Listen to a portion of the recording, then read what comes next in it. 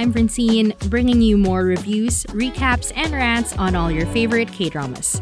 This is Drama Buds, an anime podcast.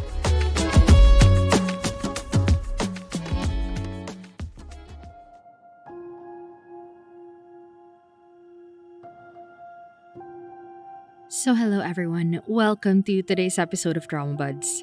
I'm really pushing myself out of my comfort zone by watching a horror K-drama and doing a horror episode.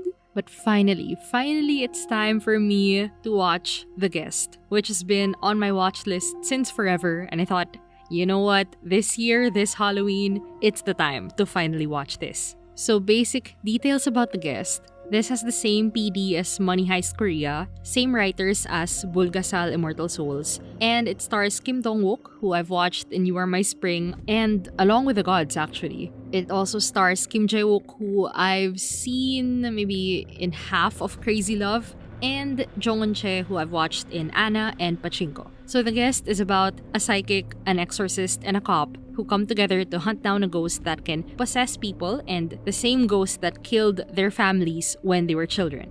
So let's start the super spooky episode of the day, and I promise there will be no jump scares today, but don't be afraid when you start hearing some things in the background.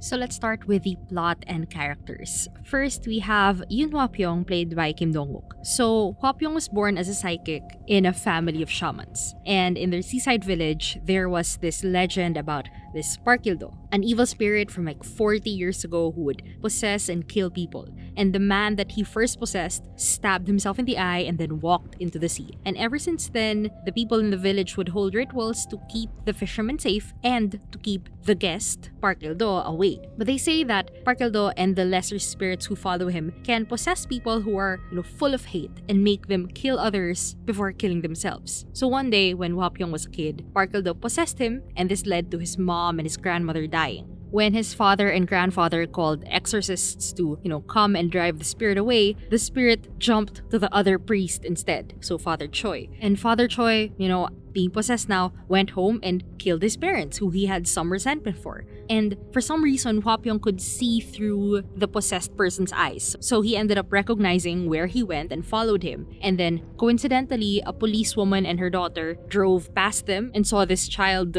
waiting outside this house. And, she went inside to investigate. So Father Choi ended up killing his parents and also killing the policewoman. But he was able to run away when the police came. And the only ones left there were Hwa-pyong, Father Choi's younger brother who hid from him while his parents were being killed, and the daughter of the cop. And that night, they were all left as orphans. So as an adult, Hwa-pyong is still looking for Father Choi and for Parkildo. And when he sees what the possessed person is seeing when they're ready to kill someone, he, finds clues, he follows them, and he often runs into Kang Gil-yong, a violent crimes detective, and Choi-yoon, or Father Matthew, an exorcist. And as the only person who can literally see what this vengeful spirit is about to do, he can't ignore it, and he demands that others help him. So usually in my recaps, I would try to summarize the character's journey. And so now I kind of want to frame it as, given that they all had this big traumatic incident, and it really is very consistent in their characters how this one night affected them, I want to frame their journey in terms of how do they want to get closure from what happened to them that night. So for Hwa-pyong, he'll get closure by chasing down Father Choi and Parkildo and stopping them from killing others and also killing, whoever's possessed. Because he's carried the guilt of being a psychic and being possessed all his life. Like, he thinks that because he's a psychic, because he got possessed, it's his fault that Father Choi got possessed, not the demon. No. Hwa-pyong carries that guilt with him. It's his fault in the first place for being so vulnerable or susceptible to being possessed because he's a psychic. And it's his fault that Father Choi got possessed. It's his fault that Yoon's parents died. It's his fault that Gil-yong's mom got involved and died trying to save everyone else. And so the only way for him to atone, for his mere existence as a psychic, something that he couldn't control, the only thing he can do now is find Father Choi and find Park Il-do and finally get rid of him. So next, we have Kang Kil-yong,